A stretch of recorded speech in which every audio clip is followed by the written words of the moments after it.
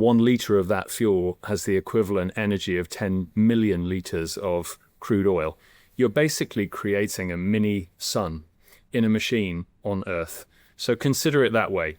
A mini sun creating a huge amount of energy, but you may have 2 grams of fuel in the device itself, and it wants to stop, so it just does that. The pilot plants will start to prove energy gain in the mid-2030s. So you get to a Feynman-class of NVIDIA chip in the 2029-2030 timeframe. Hey everyone, before we are starting with the episode, I need to ask you for a small favor. Every week we are doing a lot of research to get you the best insights. Please support us. Hit the follow button, share the podcast with your friends. Thank you very much. And now, let's start with the episode.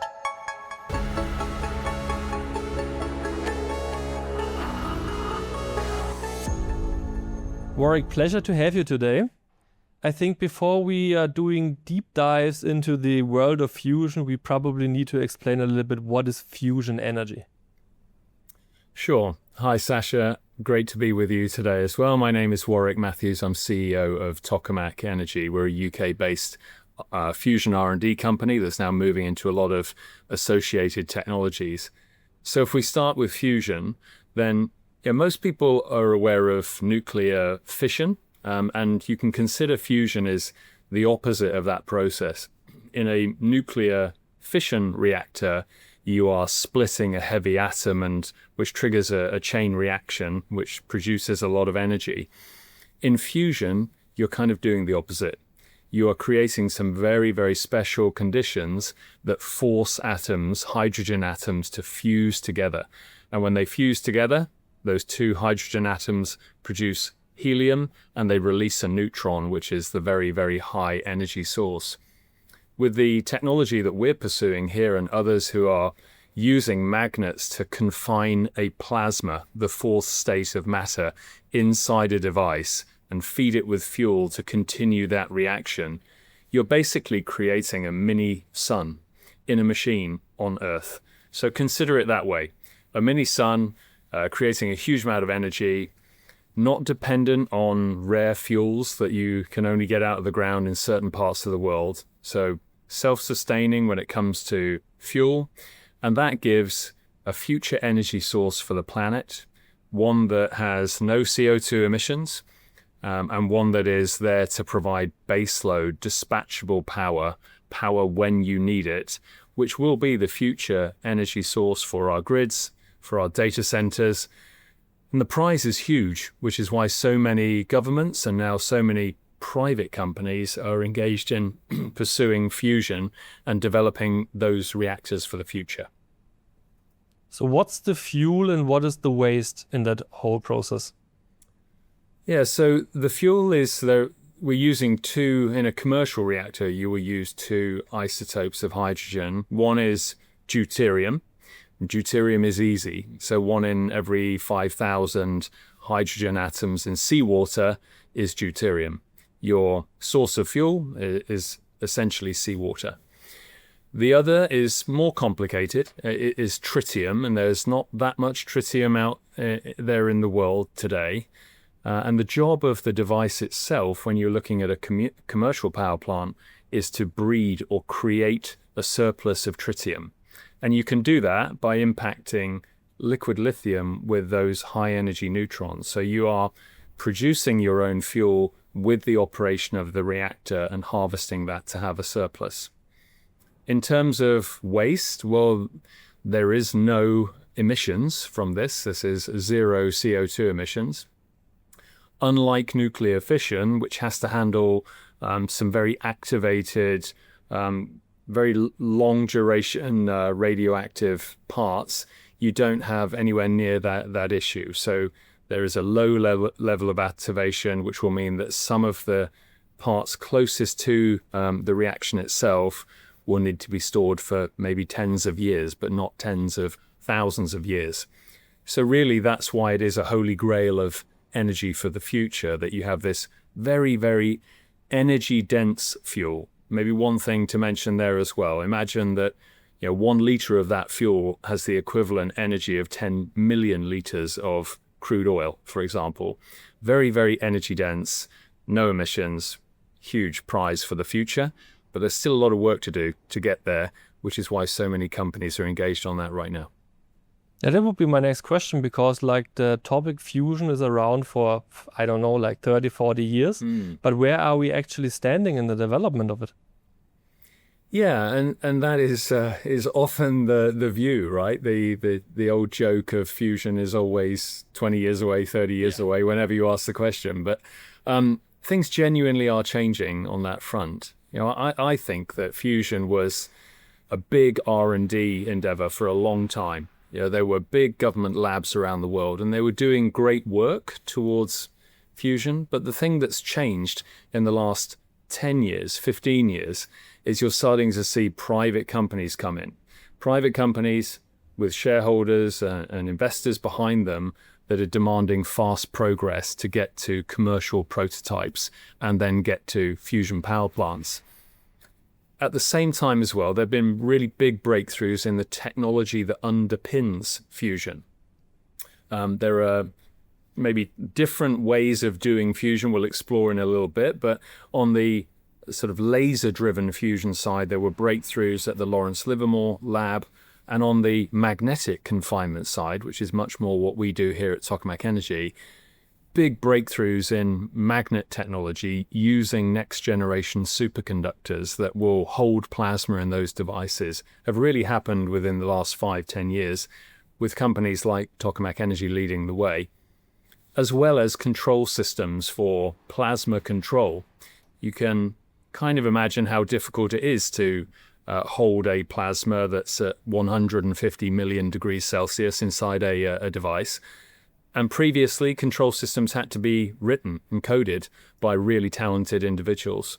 But now you have machine learning, now you have AI that will just take that to the next level.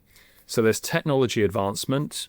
There is this kind of Cambrian explosion of fusion companies into the world with new novel technologies, but really driving forward at pace. And we're getting the best of what the governments offer as well in public-private partnerships, where you have industry and the government coming together. So it's a very different feel for where we are now. Different companies will give you a different timeline. Everybody will give you a different timeline. With us, where we're really supporting the whole industry, my view would be that the pilot plants will start to prove energy gain in the mid-2030s. And they're pilot plants from a range of government and private companies leading those. And so we look then to the 2040s to be the rollout of commercial fusion plants. And that's what we're all going for. No, that's not so far in the future. Does like the need of AI and the need of energy accelerate this whole topic? 100%, yeah. I think we have to be realistic here as well. We're dealing with a new technology. Those first pilot plants aren't going to be 100% reliable day one. They will have a reduced availability, but then we're going through the experience curve of getting more and more and more reliable plants out there. And that's when they will buy their way onto being a power source for next-gen data centers. And at the moment, the world knows the opportunity of AI. We're starting to see, again, an explosion of data centers around the world, but they're really, really power hungry. And right now, we're looking for any fuel source to power those. And they are, diesel generators, gas-fired generators. Imagine a world where we have those being powered by fusion plants with zero emissions, just firm baseload power when you need it. So where are the risks of this technology? Because you said at the end of the day, we are creating a sun here on Earth. Like what kind of risks are involved there? Yeah, and it's a good question. It's an obvious question when I talk about the temperatures involved in a fusion reactor, but the mass involved is very, very, very small. And unlike that fission reactor that I described, where you're splitting a heavy atom, you have your fuel rods inside the device and you are then managing a chain reaction. by having to create these really unique temperatures and pressures or very strong magnetic fields within a fusion device, you're dealing with a reaction that it always wants to stop. It doesn't want to continue. The job of the reactor is to create the conditions where it will continue, but essentially it always wants to stop. So if you were to lose your magnetic field strength or your temperature, the reaction will simply stop. And at any one point in time, even in a commercial power plant, you will have a tiny amount of fuel, which goes back to that incredible fuel density I mentioned earlier. So you may have 2 grams of fuel in the device itself, and it wants to stop. So it just does that. It stops and shuts down. The risks around the device are, more as we described earlier. There is a level of activation of components for those closest to the plasma, but in comparison to fission, it's very, very small and easily managed. To have a little bit of a feeling about the output of these plants, like how many of these would be needed to power the UK, for example, or to power Europe? Like, how does it look like? You are dealing with, when we say what's the power output of a fusion power plant, most companies are optimizing the capital expenditure of that plant around a given output, which is around 500 megawatts. So it's similar to a large nuclear fission SMR, and 500 megawatts will power a city, basically. So you can multiply up from there. You're also, of course, starting to see data centers that have the same power demands as cities, and 1 gigawatt data centers are very much a thing of today on the designs of companies today, and they'll push beyond that. So you may have 2 fusion power plants powering a 1 gigawatt data center in the future. So when you, for example, compare fusion to solar, where are the benefits for fusion? Yeah, good question. So, solar and photovoltaic has come on at an incredible pace and is delivering extremely economic energy. So why do you need anything else? Well, there's the obvious statement that you don't always have light, and you don't have that at nighttime. And you would need to couple solar with a very, very large storage capacity so that you have power when you need it. And really, that becomes, while solar is extremely cheap, coupling it with storage of that level drives the cost to be very expensive in simple terms. So really, you need both. You need wind and you need solar, and you need to be getting the maximum out of that cheap energy, but you also need that baseload power that's dispatchable. You can turn it on and it can answer your power demands of your grid or of your behind the meter exclusive for the data center application. So really, you need a portfolio of clean energy in the future, and fusion plays a really important part alongside renewables for that. So before we are talking more about Tokamak Energy, let's talk a little bit about you. You have been 24 years at Rolls-Royce before. Yeah. So what made you leave Rolls-Royce for a job at Tokamak Energy? Yeah, so I think 24 years is quite a long shift, right, at a single company. And I think I stayed partly because it's just a fabulous company, Rolls-Royce. It's really pinnacle of engineering, certainly for the UK. And in my career, I had a great variety of jobs that I did. So I started out for about a decade of those years, all on the customer side. So selling engines and support services to airlines and to leasing companies globally. And I really enjoyed that. But there came a point in my career where I thought, I want something different. And I moved into more operational roles and really was given a great break and was trusted by some key people to be able to make that very, very big jump from managing customers to managing factories. And I had the privilege of running the engine assembly and test facility, the overhaul network globally. I then ran parts of the supply chain, and most recently I was running procurement. So I was buying all the material that you need to build and service aero engines around the world in civil aerospace. And along the way, I'd always thought, I should go do something different. I should, go and explore what else is out there, and was always interested in SMEs, small, medium enterprises where I could take a top leadership role, ideally CEO. But I kept having fun, exciting new things to do in that big company. So it took quite a company to make me decide to leave. Tokamak Energy, I met back in 2018. The company was building a device called ST40. I'm in the control room of ST40, which has run for a number of years now. I'm in that room today. So I saw what the company was doing and the plans it was developing for fusion, and I kind of got a bit of a bug and wanted to follow their progress. So I followed their progress, and then things got a bit more serious in 2022 and took a really serious look at the company, got into the technology that was being developed here and how important that technology could be in the nearer term as well, and decided that was what I wanted to do. I wanted to come and lead the company and help it commercialize the technology that it's got. And fortunately, the board approved, and I came in January of 2023 for a new challenge.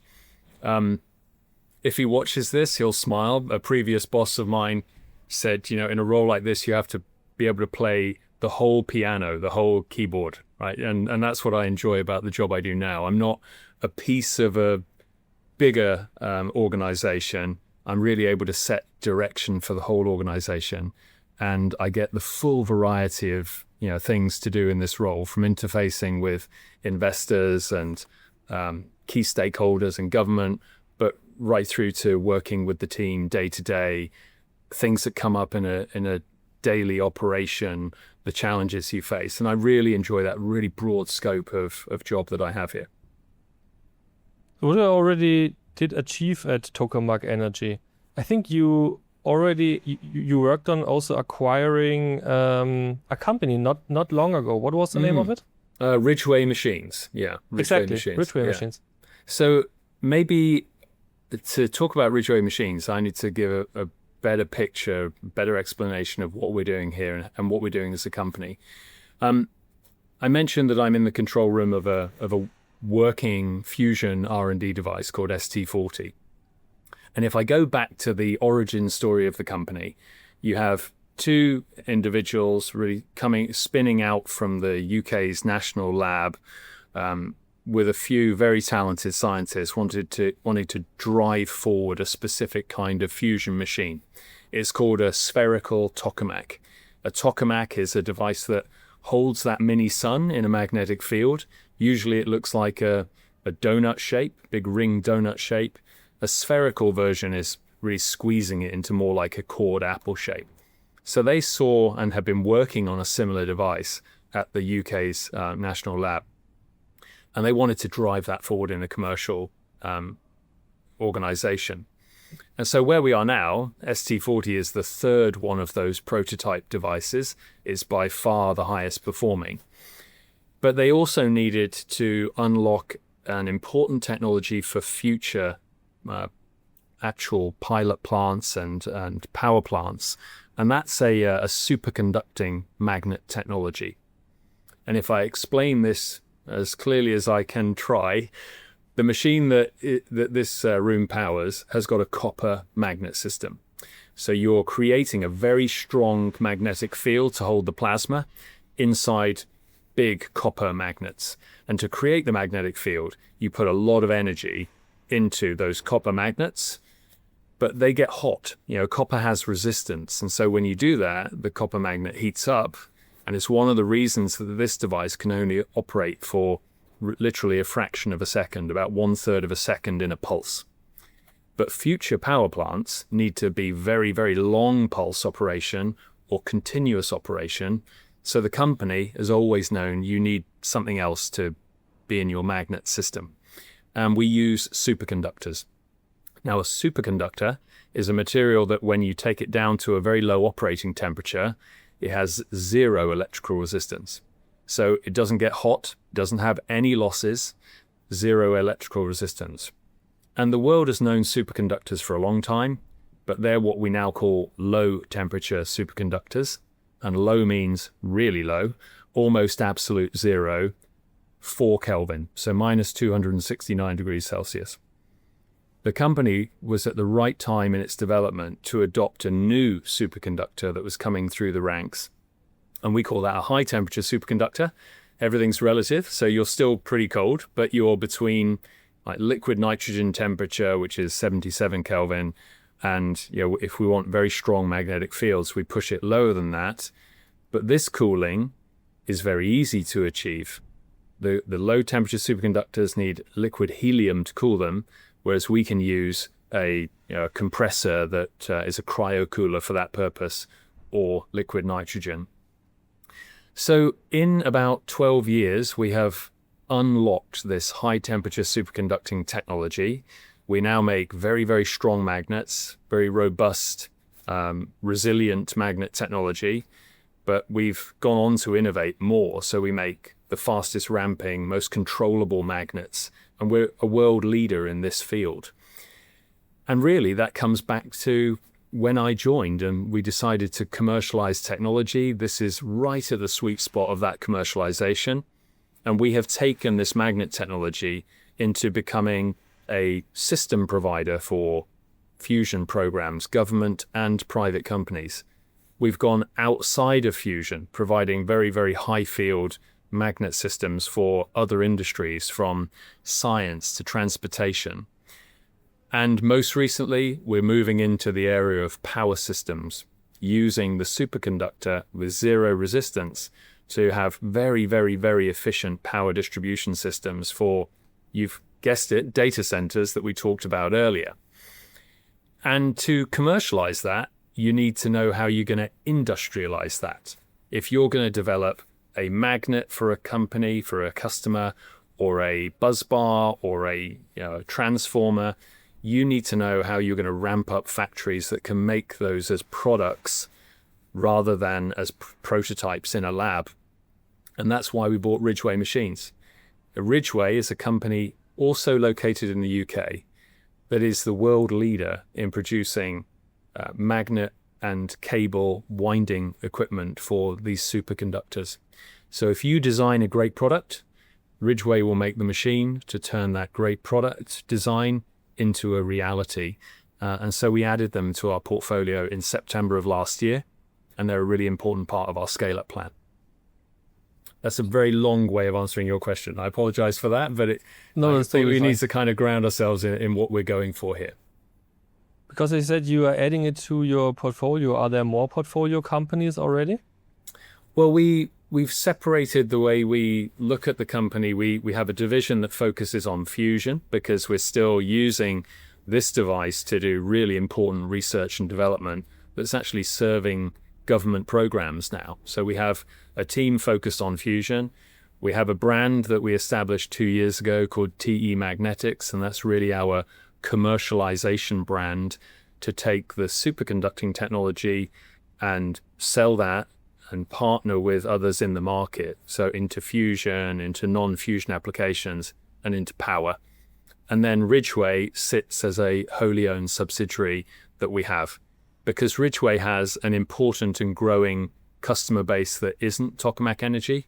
And we're very, very keen to continue supporting that customer base and allow it to grow, as well as industrializing the work that we do. So that's what we view as the portfolio now.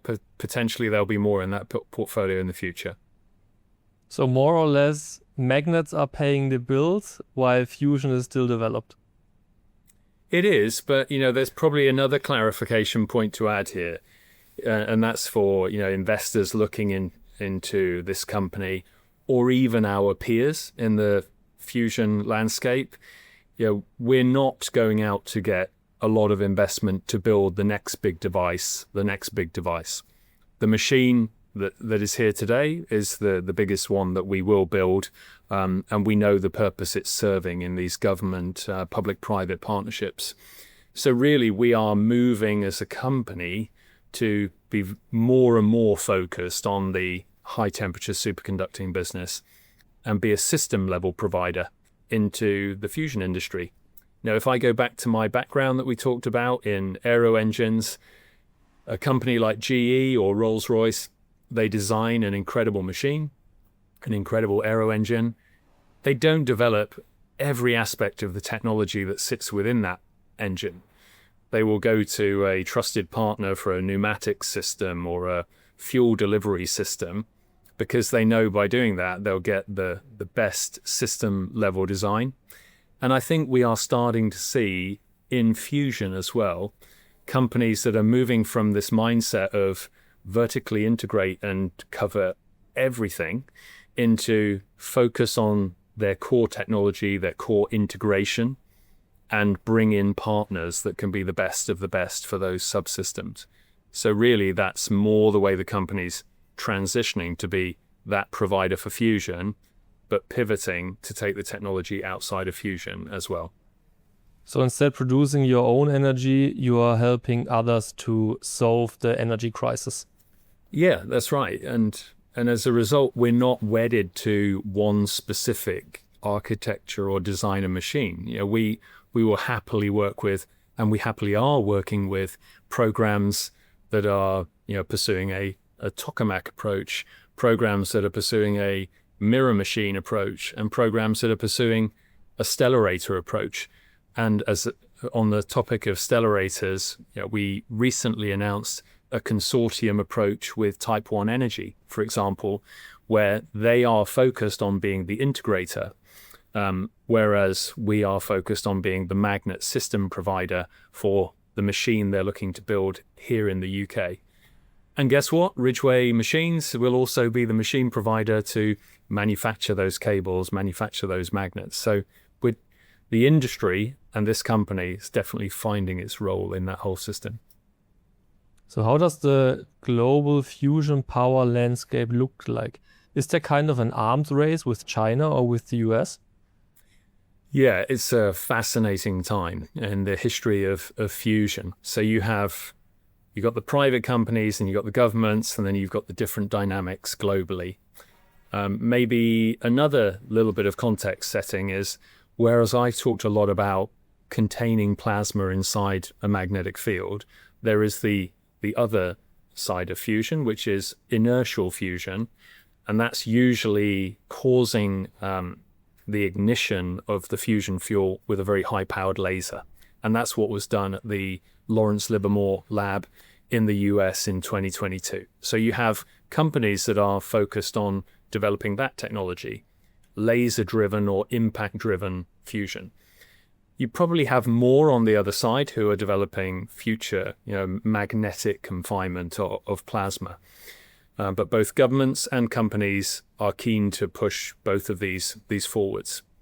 When you look around the world, so here in the UK is a small island, but it's been a pretty powerful force when it comes to the development of fusion. The UK Atomic Energy Authority that I mentioned earlier, the national lab, has been the home of the biggest device, the Joint European Torus device historically, and continues to do good work and partners now with industry through the UK Fusion Energy partnership. If you look to the US, there are more private companies that are really driving things forward there. Perhaps the US government looks at it more like a space race type approach, that the strongest will survive and will get the investment to get there. But the US Department of Energy is really focused on driving those company programs forward. And in China, as you mentioned, China is accelerating really, really fast. They're investing heavily in public and private partnerships over there. They are really pursuing every flavor of fusion architecture and driving it forward at pace. So there will be a condition where China has come from well behind in terms of future research, but is accelerating very, very, very, very fast and has a clear goal within its 5-year plan to get to fusion power plants and demonstrations of fusion power. And I must mention Europe in this conversation as well, because of the focus that's emerging across Europe, but especially in Germany. And I know that this podcast will be aired to an audience in German. So Germany is doing a fantastic job, I think, of showing how industry can come in around a public and private push for fusion. You have companies leading the charge on both laser-driven and magnetic confinement fusion, led by stellarators and especially by Proxima Fusion. And we're starting to see hubs emerge to develop core enabling technology for those fusion choices. So we want to be a company that supports all of that. We want to work very closely with European partners as well, both through our Ridgway Machines business and our ability to support on the magnet side. That's the global situation. Lots watching on, especially with the progress in China. And it's for companies and countries like the UK, the US, and European partners to really work together to get the best of it, everything that we can bring together to match that pace that's being driven by the East. But it sounds to me that there's more like a global exchange of ideas and development instead of everyone is developing behind closed doors. Or is it like that?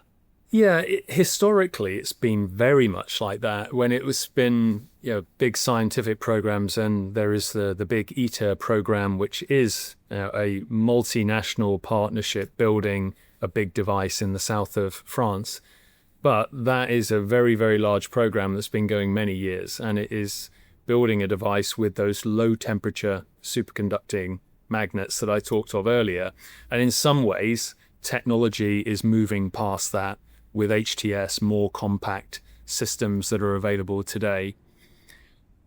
You do see a lot of collaboration between governments. Again, we're sitting in one of those collaborations where we're working with the UK and the US government with our ST40 machine.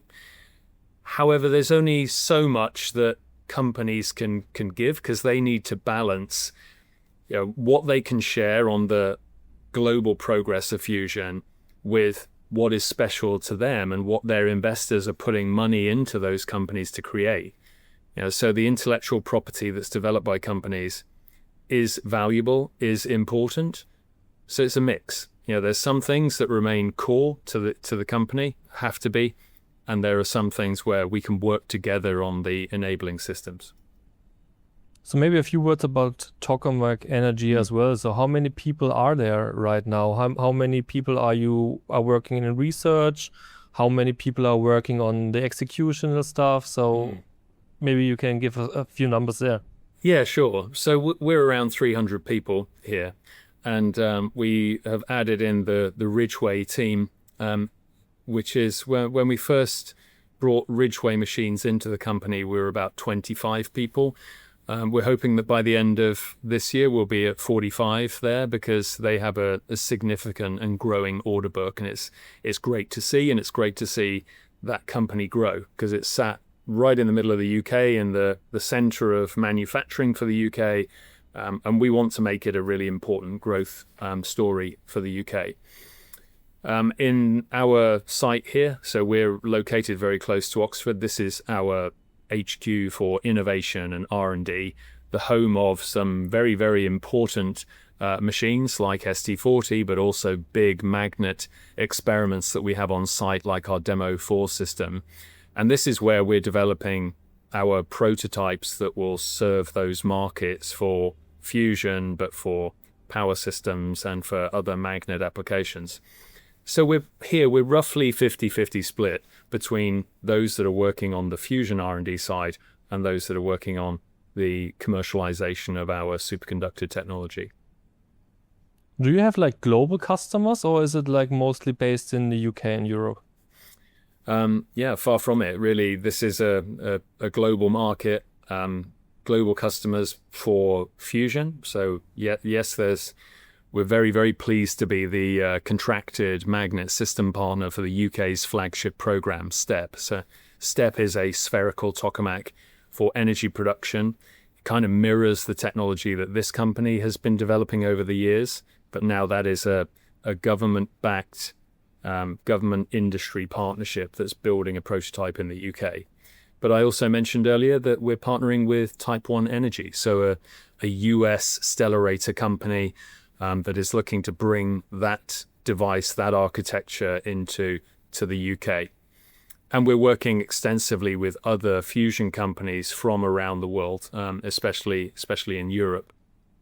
And then on the non-fusion application of the technology in very powerful magnets, we're working on a number of opportunities in Japan, and that's why we established a subsidiary in Japan about a year and a half ago, working with partners on scientific applications and other technologies in Japan. And when we come to power systems, I mentioned it earlier, but this is using the superconductor and its properties to provide very, very, very high power density solutions for bus bars or interfaces and switches to move a lot of energy around a data center or a high power application in the most efficient way.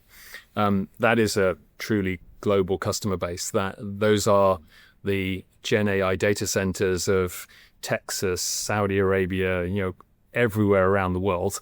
We'll see that market that we're going for. Because you mentioned, we talked about data centers a lot because they obviously need a lot of energy. But on the other side, have you seen like scientific breakthroughs through the usage of AI? Yeah, we're starting to see that symbiotic relationship with AI emerge. So fusion companies extensively are using AI and partnering with AI companies on the control system for their device. So when you are trying to manage a plasma within a machine and using AI to provide those micro adjustments to provide the control of the plasma. But you are also seeing AI applied very, very broadly in areas like material science, for example. Fusion needs to develop very effective shields for parts of the device.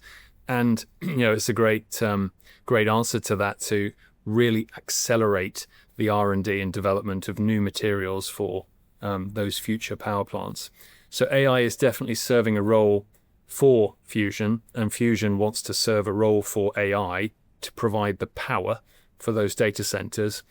But then it's an excellent example of fusion not being a binary win or lose equation. Fusion development is discovering brand new technologies, and we're right in the heart of that with the superconductors that we have pioneered here. But to take technology designed for a future fusion machine into providing the technology that's going to move power around your data center in the future is we're a demonstration of that. And why would you need that? Well, when you're thinking about Gen AI data centers, the power demands going into the next generation NVIDIA chips is going up and up and up. So you get to a Feynman-class of NVIDIA chip in the 2029, 2030 timeframe that requires 1 megawatt to be delivered directly to the rack. And if you chase that with the technology that exists today with copper conductors, then you're ever increasing the voltage to push through that copper, and it's becoming less and less and less efficient, generating more heat. Your data center already has too much heat, and superconductors can just provide the leanest way to move energy.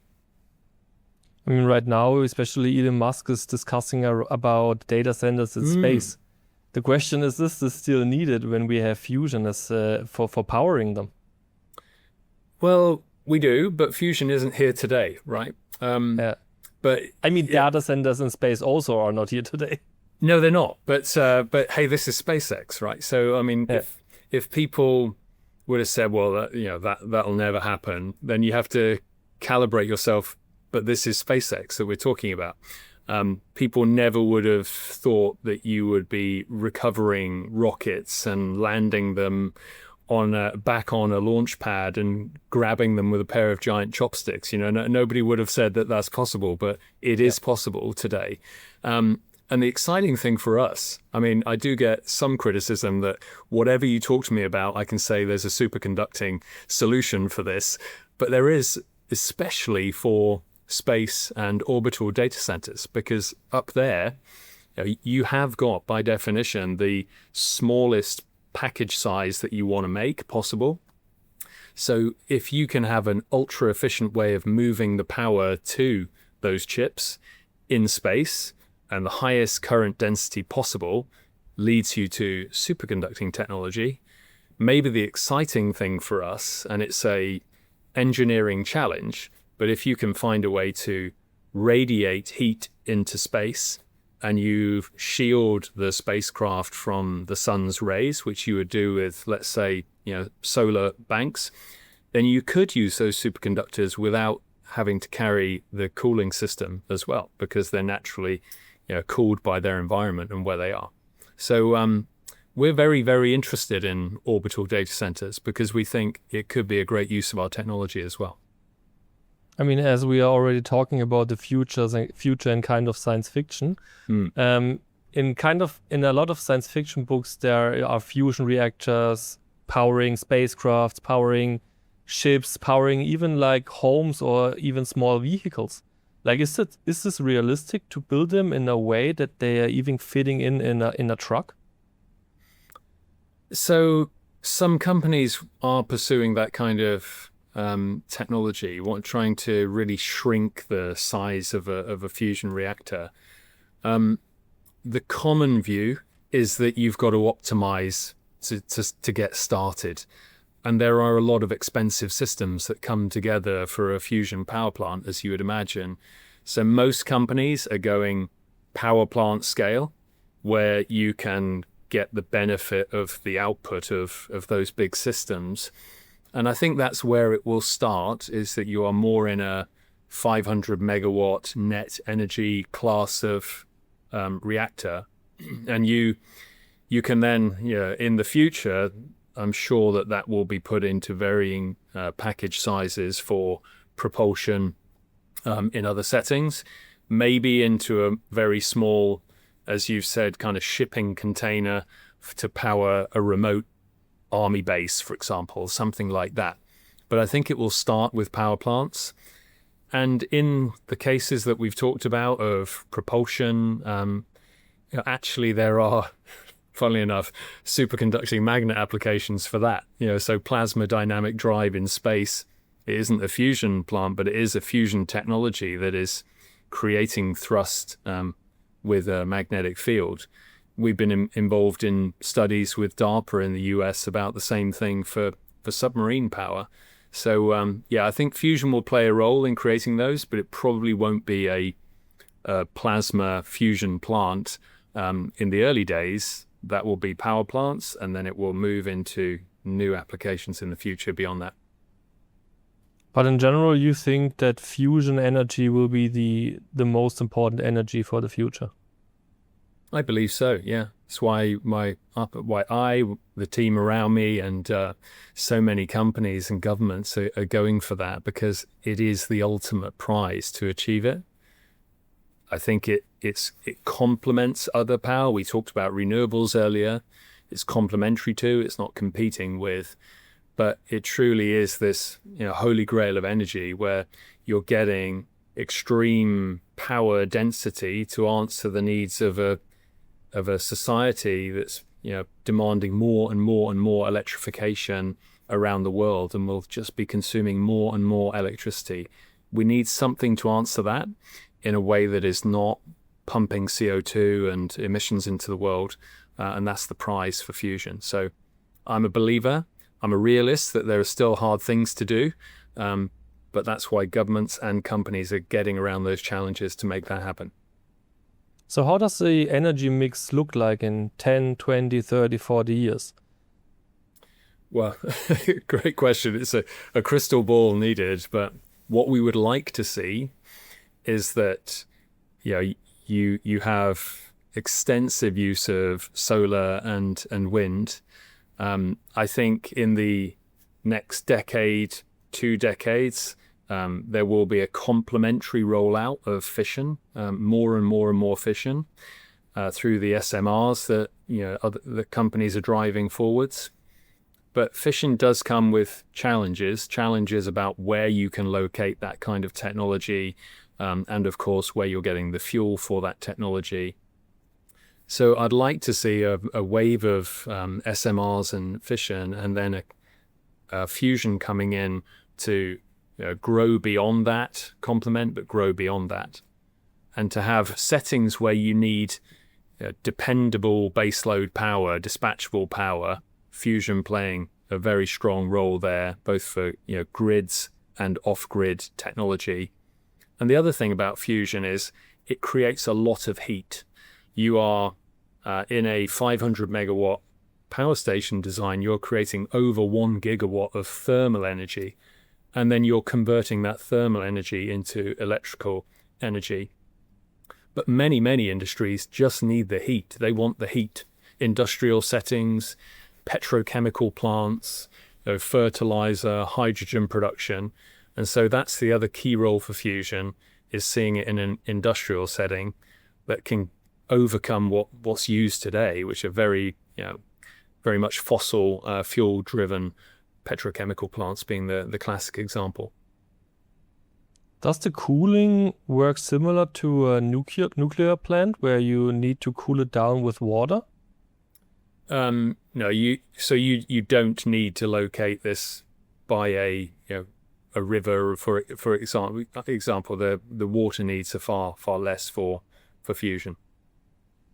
Okay. So initially you said you still need like 2 elements, right, to power the fusion reactor. And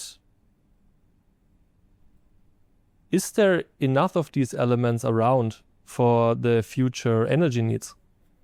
Yes, so one of those isotopes was deuterium, and as I explained, we've got a almost infinite supply of that, because you're taking those hydrogen atoms from seawater effectively. So deuterium, not an issue. Tritium, we need to produce that within the design of the plant itself. And so there is a specific component of a future power plant, which is called a tritium breeder blanket. And the job of that is to produce a surplus of tritium that's then harvested and used as the other fuel for a deuterium-tritium reaction. You have a self-sustaining plant that is effectively reliant upon seawater then. Okay. So, and there's no, as you said, there's not really the risk of a nuclear breach or nuclear breakdown as we have it in nuclear plants. But how, for example, does a bad day look like at a fusion plant? I think a bad day at a fusion plant is that the machine is down. It's downtime. It's we will ultimately be requiring plants that are up 90% plus of the time. And I think in the early stages, when you have a nascent technology, then there will be issues where the plant is not producing. But that's an operational and a financial risk rather than anything else that you described. And of course, the world moves on pretty rapidly in the experience curve to reduce the maintenance cycle of these machines and to vastly increase the uptime of the machines. So the bad day would be it's not producing power. What kind of effects will it have on the electricity bill? Is it like compared to other energies, is it like cheap to produce, or where do you see that? So it's never going to be solar, because you have significant capital expenditure to build a fusion plant. The operating expenditure of it is a lot lower when you compare it to any other plant out there, because of as we've described, the fuel being a self-sustaining fuel, but really it's a high capex up front to build a power station. where it wants to get to is being initially competitive with nuclear, and then through the experience curve driving down and driving more modular designs of fusion plants, driving down the cost curve of things like the superconductors that we've described earlier for the magnets. The more volume there is, the more production there is. We're already seeing the cost of some of these key materials dropping significantly. So what does that mean in terms of dollars per megawatt hour? It's sort of $100 per megawatt hour driving down to 50 would be an extremely competitive fusion proposition for everything that you get with fusion in the future. And with that, it would be a vital part of any country's portfolio to have that dependable power, but also energy security. By having a plant like that in your country and not being dependent on other countries for your fuel, it is a huge enabler for energy security for the future. What's the lifespan of a fusion reactor? Because at solar, we are looking at maybe 15 years. And you need a lot of space to do it. But what's the lifespan for a fusion reactor? They will be designed to have a 50-year lifespan. So the maintenance schedule for those is to be defined, and components that need to be switched out. But effectively, you want to be designing a plant that will be there for 5 decades. That's cool. And I think really the big benefit is the amount of space you need for the output. I mean, especially in Germany, there's always huge discussions when someone wants to put out a new windmill or a solar farm. The discussions are crazy because you need a lot of space, and that's not the case with fusion. Yeah, that's correct. Yeah, I think space-wise, you're kind of similar in the small modular reactor type footprint, but pretty small footprint for the output that you will get from one of these plants in the future. Is there anything we need to talk about what we haven't talked about yet? Anything we missed? You've done a pretty good job of asking questions so far. I think hopefully I got across this company's role in this ecosystem for fusion, and the Ridgway Machines company that we talked about, adding that to Tokamak Energy about a year ago now, is a great addition. So our eyes are really on this incredible enabling superconducting technology, and we've been commercializing that for about 3.5 years now. And we thought initially, there is a role that we can play here to be a systems provider for other fusion companies and other fusion programs. And we've now got some proof points of that. We're now the magnet system partner for the UK's flagship program, and we're working with other private companies. We knew that if you can produce these really high field, robust, reliable magnets, then there must be other magnet applications out there that we can displace, or even new markets that we can create. And we have proof points for that too. We're partnering on scientific magnet applications. There will be this technology will go into future MRI systems, for example. They're a huge enabler for making that much more accessible by not having the cooling requirement of current day MRI.